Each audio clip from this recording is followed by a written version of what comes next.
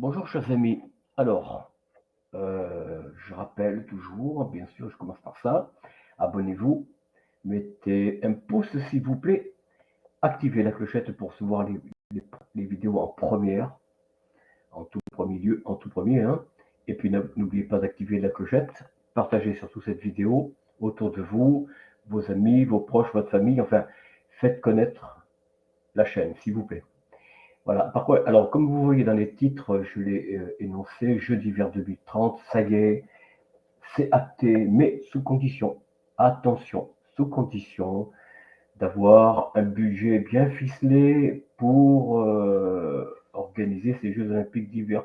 N'oublions pas que les Jeux Olympiques d'été, ceux qui vont se dérouler maintenant dans 2 ou 3 jours, le budget a été ficelé, on ne sait pas trop de quelle façon, hein, parce que la France n'a plus d'argent, je ne sais pas où ils ont trouvé les fonds, je ne sais pas comment le CIO, qui est un organisme dont je ne veux pas rentrer ici dans les débats, parce que je crois que la chaîne que je vous ai parfois citée, je ne sais plus son nom, lui il en parle beaucoup mieux que moi, il est spécialiste dans le sport, et donc il a beaucoup plus d'informations que moi, la CIO, bon c'est un peu quelque chose comme du copinage on va dire, hein.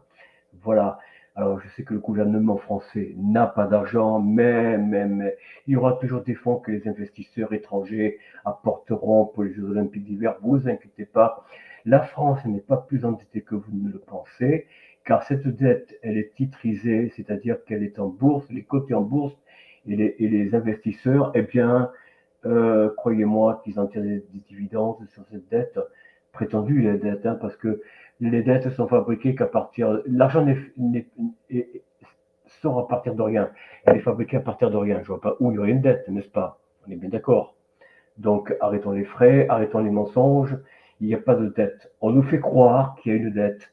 On nous le fait croire de façon à faire peur aux Français en disant méfiez-vous, il y a plus de 500 euros par tête d'habitants à payer un jour. Alors 500, ce sera peut-être d'ici quelques années encore plus, hein. Ce sera 600 ou je sais pas, 700 euros. Qu'est-ce que je dis moi? 400, oui, 700 euros par personne, hein, par tête d'habitant. Bon. Alors, pour le moment, les Jeux Olympiques, voilà, ils ont lieu, donc tout va bien, mais tout va bien en France, voyons. Nous ne sommes pas en crise. Qui vous dit que nous sommes en crise? Mais non, mais non. L'argent se trouve toujours là où il faut et là où vous le savez.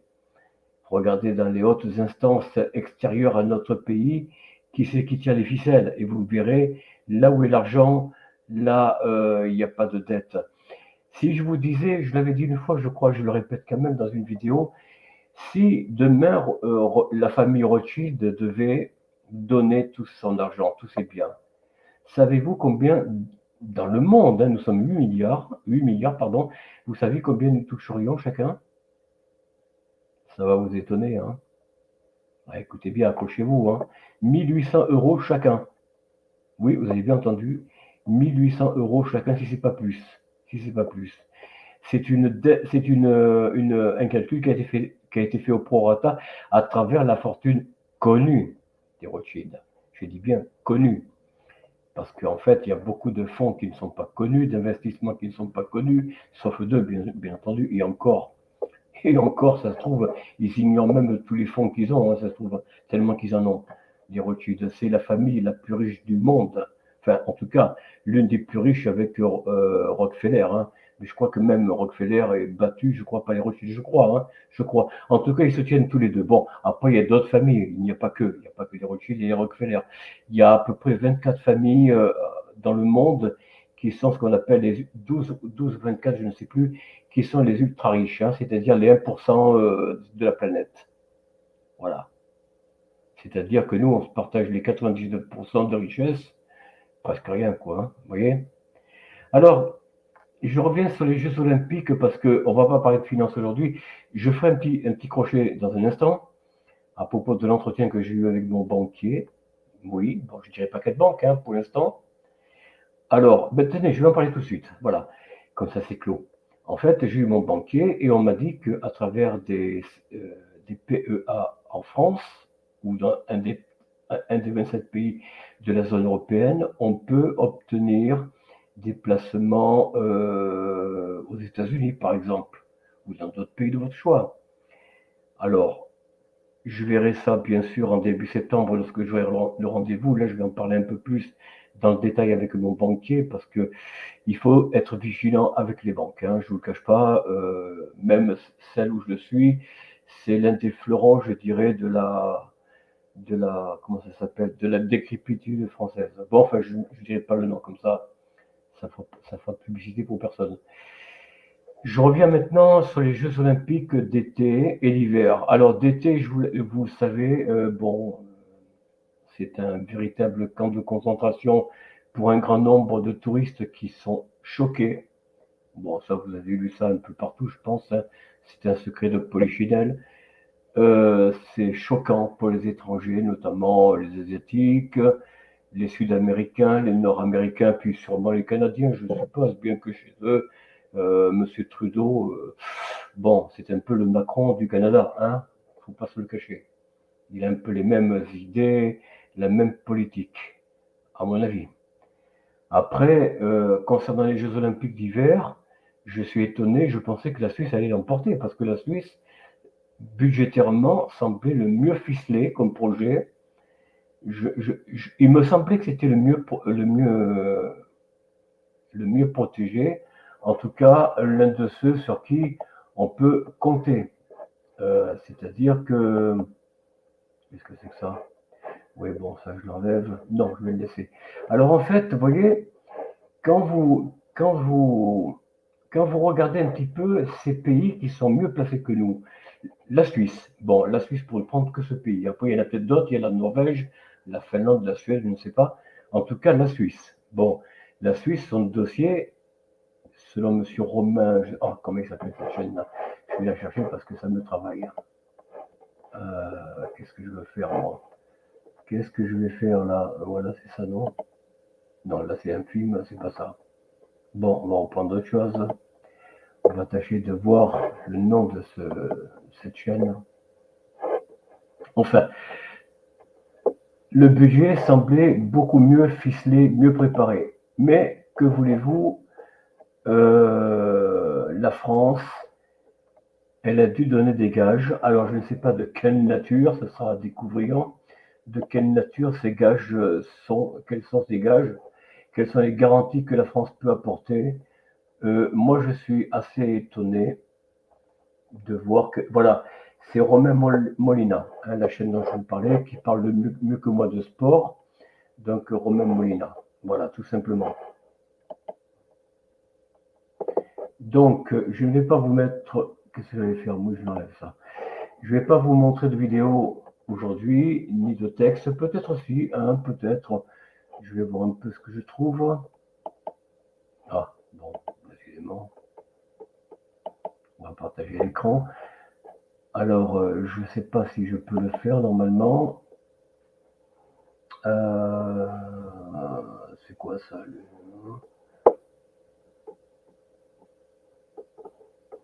Voilà, le plan B de la CIO décide d'attribuer sous condition. Je vais vous montrer ça. Je pense qu'on peut le montrer, il n'y a pas de secret. Hein. Après tout, c'est public. Hein. Vous pouvez vous-même le voir.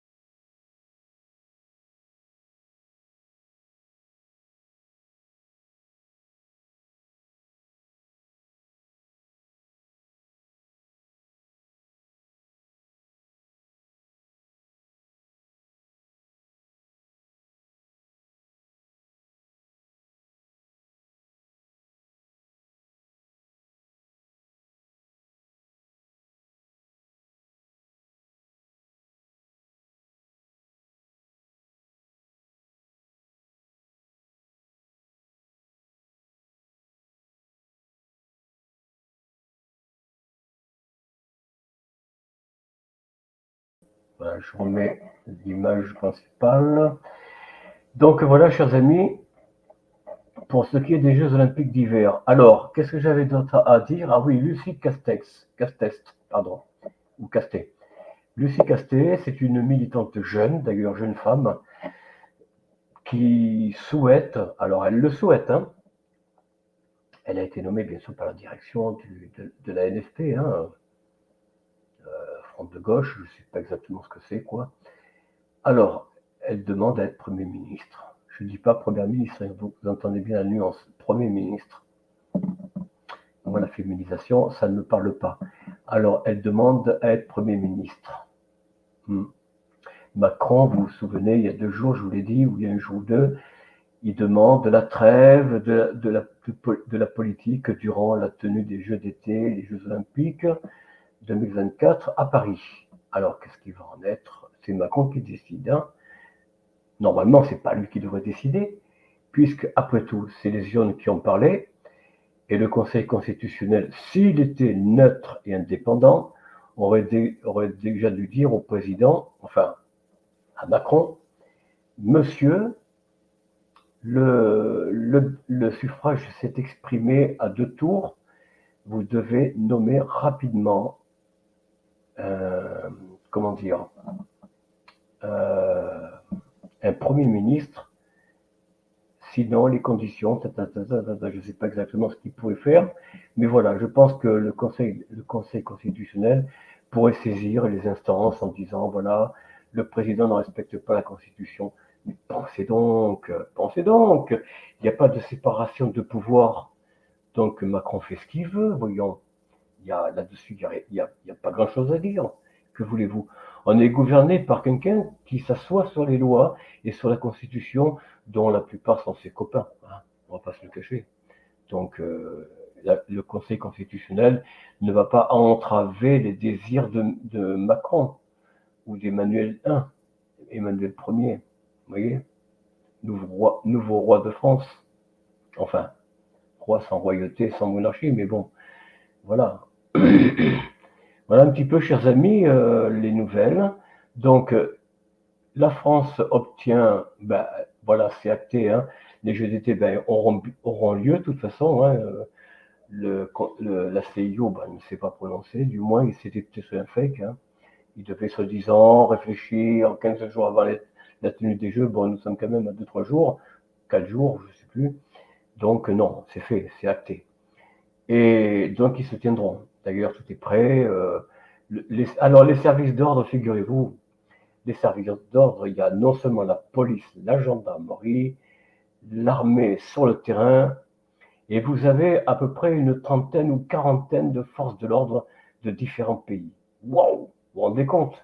Vous vous rendez compte un petit peu le Paris 2024 tenue des Jeux Olympiques? Un milieu sportif qui doit être un milieu de joie, de participation des foules, de bien-être, j'allais dire, hein, de bonheur, d'enthousiasme.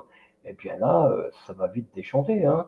Vous vous rendez compte, une trentaine ou une quarantaine de services d'ordre de tous les pays participant aux Jeux, j'entends bien, hein, parce que chaque délégation sportive a une nationalité propre.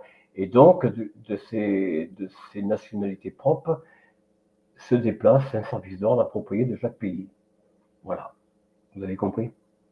Normalement, bon, c'est vrai que de toute façon, depuis même le siècle précédent, le XXe siècle, c'est vrai qu'il y avait les forces de l'ordre du pays organisateur des Jeux d'été ou d'hiver, hein, avec un ou deux services d'ordre de pays étrangers.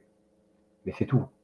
Mais là, non, c'est une trentaine ou une quarantaine, je ne sais plus combien ils vont être, de délégations de forces de l'ordre. Alors, je ne sais pas par délégation combien ils seront, mais je peux vous dire que Paris sera noir de forces de l'ordre. Quoi. Il y aura pas 1 mètre carré libre sans que vous trouviez un ou deux ou quatre policiers, 3, 4 militaires, et j'en passe, et des gendarmes, autant de gendarmes, peut-être même plus. Hein. Peut-être une dizaine de gendarmes policiers militaires par mètre carré à Paris, vous vous rendez compte? Enfin, enfin, peut-être pas dans tout Paris, mais en tout cas, enfin, si, autour de Paris, oui, il y aura des services d'ordre qui vont, bien entendu, empêcher les infiltrations de prétendus terroristes, vous savez. Alors, prétendus ou vrais terroristes, j'en sais rien. En tout cas, ce sera, moi, à mon avis, ces jeux, c'est déjà un fiasco. C'est annoncé de partout et par tout le monde, même par les journaux mainstream, vous voyez, même les journaux mainstream sont étonnés de voir que déjà c'est un fiasco. Enfin, ils posent la question, pardon, ils affirment pas, mais ils posent la question. Est-ce déjà un fiasco avant même le début des jeux? Eh bien oui, la réponse, vous l'avez dans votre question, cher monsieur le journaliste. Hein. Maintenant, une autre information que j'ai passée un peu sous silence depuis un certain temps, depuis 2 vidéos, je crois, c'est à propos de la saisie des comptes courants. Je vous en ai parlé. J'ai posé la question à mon banquier, pas hier, mais lundi dernier, donc la semaine dernière. Et il m'a dit, mais oui, mais c'était déjà en cours, vous savez, cher monsieur, c'est pour ceux qui ont des comptes qui dorment. Nanana. Non, non, monsieur le banquier, non. Il s'agit de comptes courants. Et là, vous avez depuis un certain temps sur Bing, Ouest France pour ce qui est du journal du Grand Ouest, notamment de la Bretagne et Normandie, il pose la question, écoutez bien, quel est le revenu moyen par Français sur leur compte courant? Ils posent la question. Ils savent déjà, ils le savent. Ils savent ce que les gens ont en compte. Donc ils le savent, hein, parce que tout est fiché. Il faut arrêter de nous mentir, il faut arrêter de raconter des histoires. Tout est fiché, tout est contrôlé, hein, au niveau du Trésor public, au niveau de la Cour des comptes, qu'est-ce que je dis, la Banque de France. Mais tout le monde le sait, ça. Et même, peut-être pas la Cour des comptes, non, mais à travers les impôts, tout le monde sait ce que vous avez sur les comptes. Que vous ayez moins 600 euros, pardon pour les débiteurs, mais pour ceux qui sont débiteurs, ou alors si vous avez moins 10 euros, ou si vous avez plus 3 000, ou 5 000, ou 10 000, ou 100 000 même, eh bien là, méfiez-vous sur vos comptes, hein, méfiez-vous. Méfiez-vous, je vous ai prévenu, je vous l'ai dit. Je ne veux pas vous faire peur, je ne suis pas là pour vous ajouter de la peur dont déjà les dirigeants nous en servent à la louche tous les jours, mais il est certain que les comptes courants, surtout s'il n'y a pas de mouvement d'entrée et sortie, de dépenses, eh bien, ils vont vous saisir de l'argent. Mais je pense que ça va aller au-delà simplement des comptes dormants. Je ne pense pas qu'ils vont saisir que ça, parce qu'il n'y a pas beaucoup de gens qui ont des comptes dormants. Il n'y en a pas tant que ça. Il n'y en a pas tant que ça. La plupart des gens qui mettent de l'argent de côté, c'est pas de l'argent qui dort, c'est de l'argent qui travaille. Ben oui, si vous faites une assurance vie, si vous faites un PEA, si vous faites un compte en bourse, votre argent travaille. Oui, c'est vrai que ça échappe à la banque, évidemment. Mais l'argent, non, n'échappe pas, puisqu'il sort de la banque, il va vers la bourse. Bon, c'est l'entreprise sur laquelle vous placez votre argent. En NFT, en warrants, pardon, ce que vous voulez. Mais c'est de l'argent qui travaille. Eh bien, même ça, ils vont vous le saisir, figurez-vous. Parce que vous croyez qu'on va y échapper. Ah ben non, non, non, non, non, non, non, non. Enfin bon, allez, j'arrête de vous faire peur, c'était pas le but de cette vidéo. Mais pour les Jeux Olympiques, écoutez, il y a vraiment à craindre parce que on descend vraiment très bas. Où va-t-on trouver l'argent? Où? Des prêteurs. Ben oui, mais des prêteurs, ça va s'ajouter à la prétendue dette. Je vous l'ai dit, on nous met une dette de 3 000 milliards d'euros, plus 1 000 milliards dont on ne sait pas où ils sont. Ils sont dans la nature. Hein. Ça, il n'y a que Bruno Le Maire qui pourrait répondre, mais il est parti en Suisse alors. Je ne sais pas si on va le retrouver. D'ailleurs, ils n'en parlent plus. Hein. Ils ne parlent plus de lui. D'ailleurs, aucun média ne parle plus de Bruno Le Maire, curieusement. Comme quoi, vous voyez, tout va bien. Tout se passe très très bien. Allez, on rénove un peu. Alors, ah ben voilà, Macron refuse Lucie Castex, candidate du NFP pour Matignon. La gauche dénonce le mépris. Bon, ça, c'est Bing, méfions-nous de ce qui se dit, parce que de toute façon,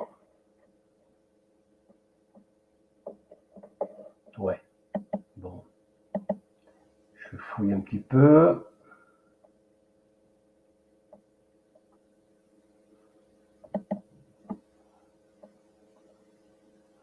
Ouais.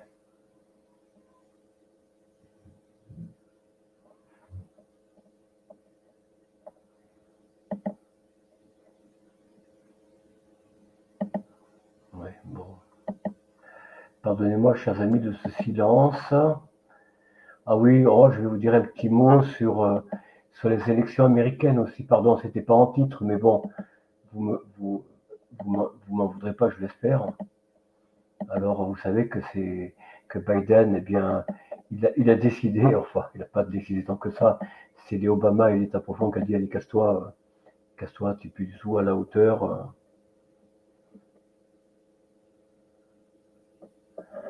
Alors non, je crois que sincèrement, alors l'élection américaine, voilà, ça touche un peu, bon, ça nous touche indirectement parce que bon, on est sous le dollar, comme je vous l'ai dit, hein.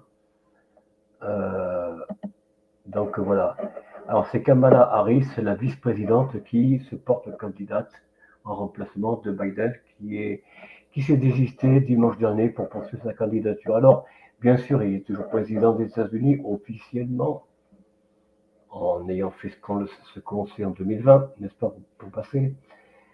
Mais Obama a dit à Biden, non, non, tu ne représentes pas Jojo, tu n'es pas à la hauteur, ta santé, ça va pas, ton, comment dire, ta confrontation avec Trump, c'est un fiasco, tu bafouilles, tu baves, bon, allez, laisse ta place à quelqu'un d'autre. Et puis c'est Kamala Harris. Mais je pense que Michelle Obama, elle est à l'affût, elle est je pense qu'elle pourrait se porter candidate au dernier moment, justement, ce serait très possible.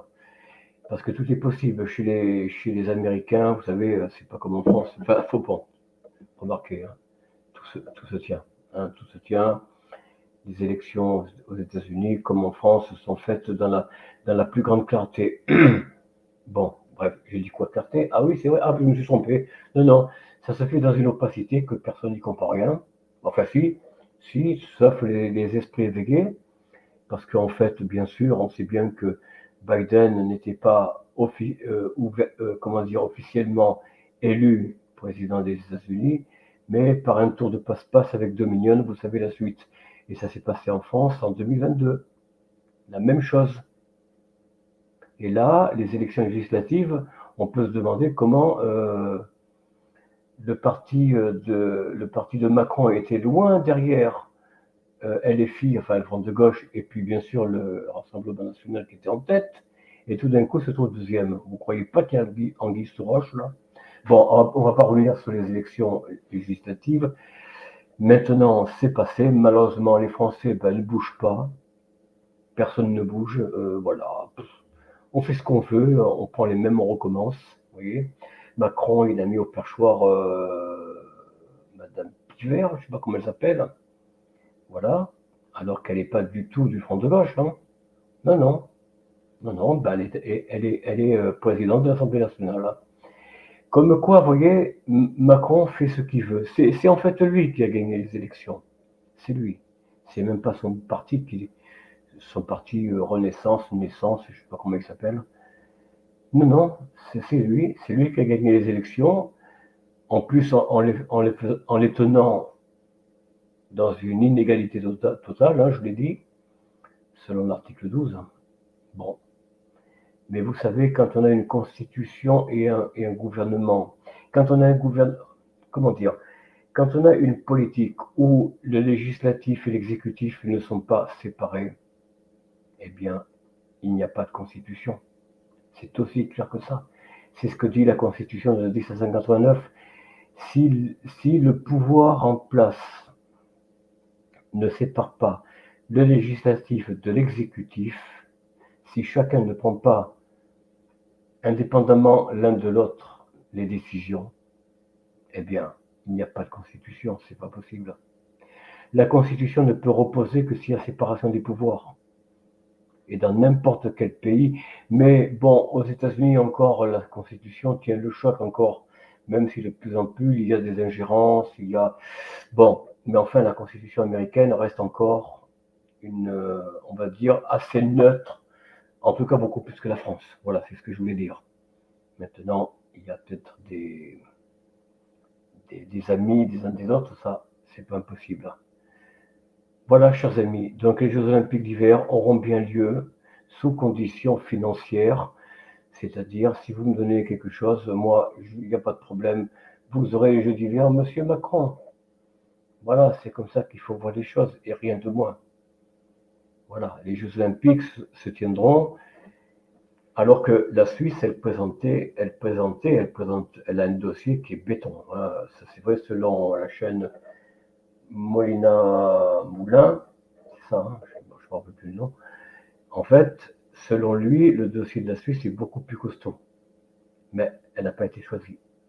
Bon, ben une prochaine fois, chers amis helvétiques, votre tour viendra. Peut-être même beaucoup plus vite que vous ne le pensez. Voilà, chers amis, je vais arrêter là cette vidéo et comme toujours, pour finir, je vous invite à partager entre vous la joie, le bonheur, la prospérité, la solidarité, l'empathie envers vos amis, un amour affectif pour vos proches, vos enfants, petits-enfants, grands-parents, parents, etc. Vivez heureux et dites-vous bien que de toute façon, rien n'est vraiment noir, rien n'est vraiment rose non plus. Portez des lunettes translucides, essayez de voir les informations non pas telles que vous souhaiteriez qu'elles soient, mais telles qu'elles sont. Malheureusement, à votre détriment. C'est désolant, mais c'est comme ça.